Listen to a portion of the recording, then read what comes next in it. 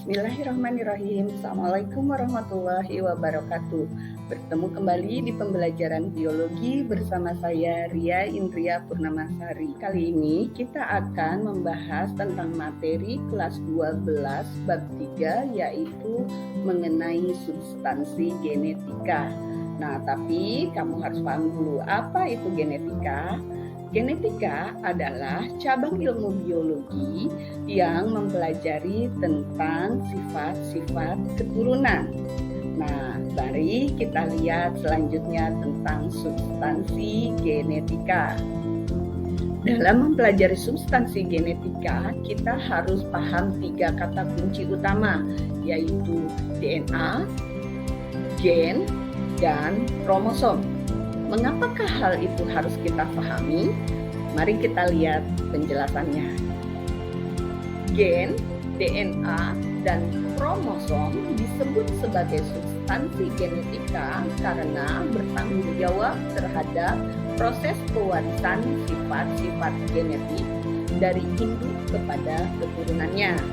Materi genetik tersebut terdapat di dalam berbagai sel di seluruh tubuh makhluk hidup. Nah, mari sekarang kita uraikan satu persatu materi genetika tersebut. Substansi genetik yang pertama yaitu DNA.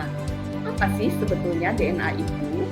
DNA adalah sejenis asam nukleat, yaitu singkatan dari deoksiribonukleat asid. Jadi DNA ini merupakan rantai molekul yang berisi materi genetik yang khas pada setiap individu makhluk hidup. Molekul DNA ini tersimpan di dalam nukleus atau inti sel dan sebagian kecil ternyata ditemukan juga di mitokondria. DNA yang tersusun akan membentuk gen dan gen akan membentuk kromosom. Mengapakah informasi genetika ada di dalam DNA?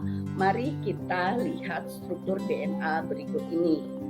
DNA diperkenalkan oleh Watson and Crick dalam bentuk double helix, yaitu menyerupai tangga yang terdiri dari 2 rantai yang terpilin. Nah, sebetulnya bentuk ini adalah susunan dari beribu-ribu nukleotida.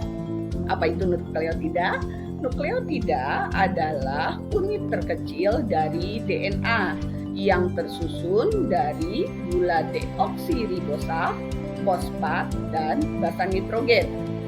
Basa nitrogen penyusun DNA ini ada 2 golongan, yaitu golongan purin yang terdiri dari jenis guanin dan adenin, serta golongan pirimidin yang terdiri dari jenis timin dan sitosin.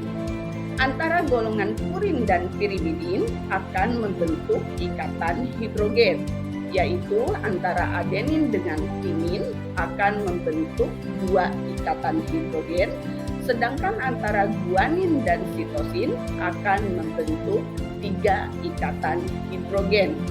Nah, di sini tadi dikatakan bahwa DNA itu menyerupai tangga yang terpilih, di mana ibu tangganya itu dibentuk oleh fosfat dan gula ribosa, sedangkan anak tangganya itu tersusun atau terbentuk dari ikatan hidrogen antara golongan purin dengan golongan pirimidin. Nah, kemudian di manakah informasi genetikanya? Informasi genetikanya yaitu terdapat pada urutan dari basa nitrogen yang dibentuk oleh masing-masing individu.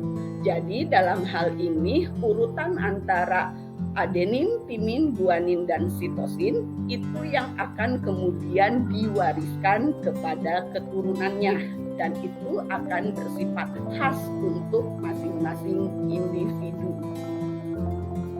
Selanjutnya, mari kita lihat substansi genetik berikutnya, yaitu gen. Gen adalah unit terkecil dari materi genetik yang mengendalikan sifat-sifat hereditas suatu organisme. Gen tersusun atas DNA yang terpintal oleh protein histon. dan tersimpan di dalam lokus kromosom. Jadi dalam hal ini kenapa gen disebut sebagai substansi genetika? Karena gen ternyata disusun oleh DNA yang notabene tadi DNA itu mengandung informasi genetik. Sehingga dalam pewarisan sifat keturunan, maka gen juga berperan dalam mengendalikan sifat-sifat keturunan tersebut. Sekarang mari kita bahas substansi genetika yang berikutnya, yaitu kromosom. Apa sebetulnya kromosom? Apa kaitan dengan substansi genetika yang lain? Mari kita lihat berikut ini. Di dalam inti sel terdapat kompleks DNA dan protein yang membentuk struktur benang-benang halus dan mudah diwarnai yang disebut dengan kromatin. Nah, kromatin ini pada saat sel akan membelah, dia akan memendek dan menebal, lalu membentuk struktur padat yang kita kenal dengan kromosom. Jadi dalam hal ini kromosom sebetulnya adalah kromatin yang memendek dan menebal pada saat sel akan membelah. Sedangkan kromatin sendiri itu sebetulnya adalah untaian dari DNA yang terpintal bersama dengan protein. Dengan demikian dapat kita pahami mengapa kromosom juga disebut sebagai substansi genetika, karena ternyata kromosom itu terbentuk dari kromatin yang notabene kromatin juga terbentuk dari DNA. Ya, dari pemaparan yang sudah disampaikan tadi dapat kita tarik kesimpulan mengapa gen, DNA, dan kromosom disebut sebagai substansi genetika, karena ternyata ketiga materi ini mengandung informasi genetika, yaitu berupa urutan basa-basa nitrogen yang khas untuk setiap individu. Demikian pembahasan materi biologi kita kali ini tentang substansi genetika. Semoga kita tetap semangat dalam mencari ilmu dan kebenaran. Mohon maaf atas segala kekurangan. Tetap sehat, tetap semangat, dan salam ceria.